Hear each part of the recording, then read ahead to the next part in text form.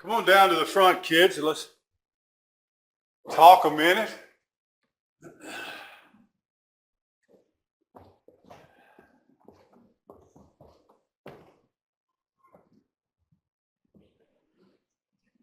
Four of some of my favorite people. I brought my bucket today. It's for milking a very short cow.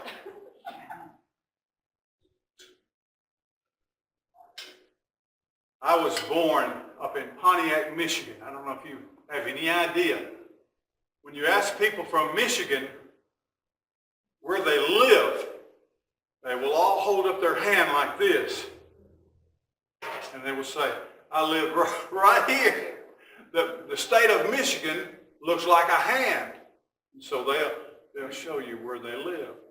And they don't even realize they do that. They're the only place in the world I know like that.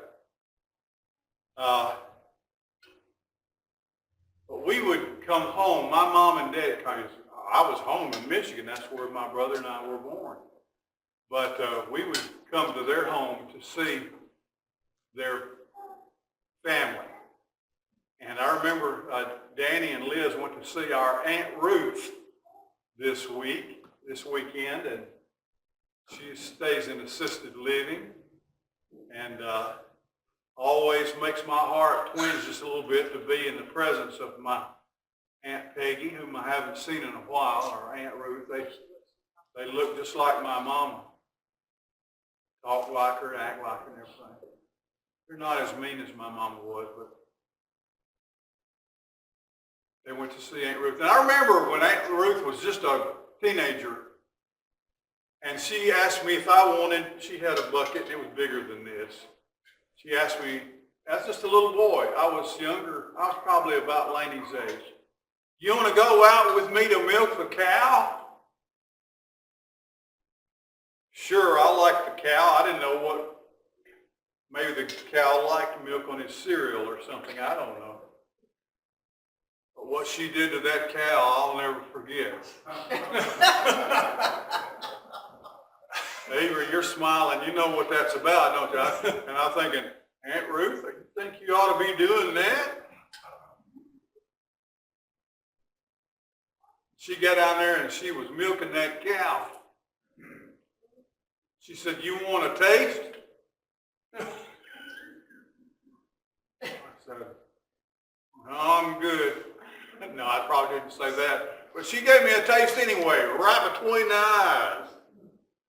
She was good. Anyway, I'm not going to get into that. That's almost, that scarred me. I don't want to put that on you. My greatest trauma was being chased by a sow and being half flogged to death by a mother hen. Well, anyway, she had a bucket. I want to talk to you about a bucket list. There's some debate about the understanding of what a bucket list is. An unusual thing. I kind of thought it was something that old people have been saying for a long, long time, a bucket list. A bucket list is a list of things you would like to do before you kick the bucket. I remember from the old movie, It's a Mad, Mad World, that somebody, when he died, he kicked the bucket. He literally, and so that's a way of saying that someone went to heaven or he passed away. Kicked the bucket. And I always thought that people had been talking about bucket lists forever. But then there are people who say today that that word or that idea of having a bucket list didn't start until Rob Reiner produced a movie named The Bucket List, starring Jack Nicholson and Morgan Freeman.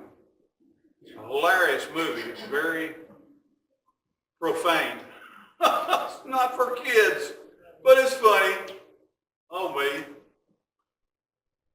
And they were both dying. Both of these men were dying, and they had a list of things they were going to try to do before they kicked the bucket.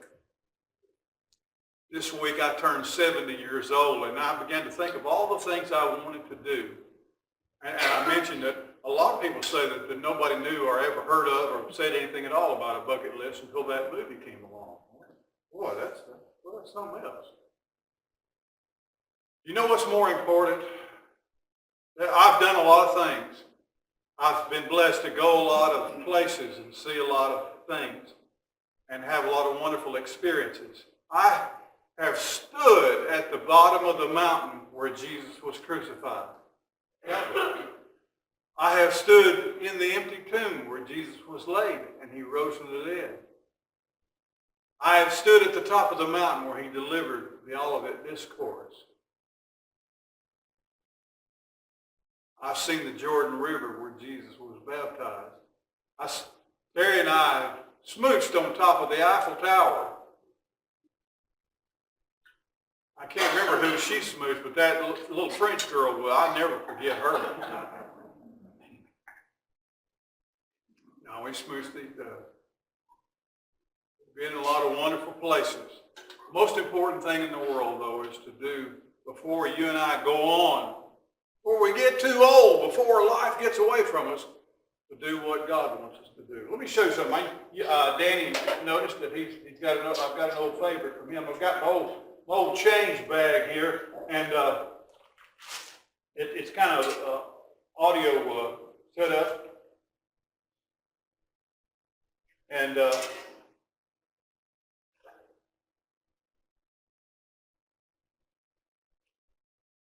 we don't always know what's on God's mind. I'm going to zip this up here.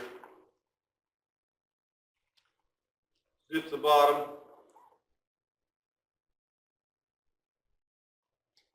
Now watch. This kind of has audio. It's listen. You hear that? Hear that, Arbor?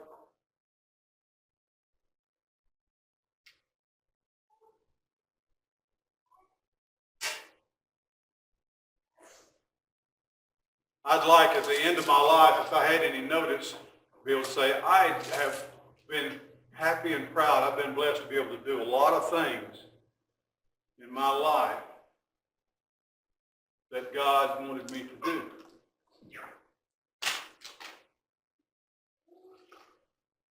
That's yours.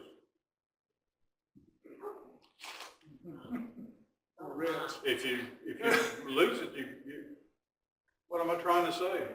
If you don't use it, you lose it. If you yeah, all right. Snooze, you lose. Yeah, snooze, you lose. Laney, you gonna catch it? Catch it, Laney bug. All right.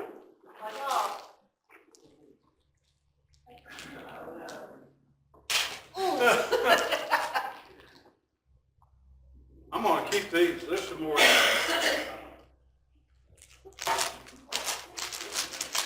I don't always know what God wants me to do or where I'm going to go next. And sometimes when you have a birthday, and it seems like you've had a lot of birthdays, you might think, well, I must be almost done. Well, that's not good reasoning at all. Because God wants to use us, and he wants to work in and through us. And he wants to reach people through our testimony and our witness. Well, I know that the children's church leader was not going to be happy y'all having candy to give to you, but anyway, it's out of my hands now.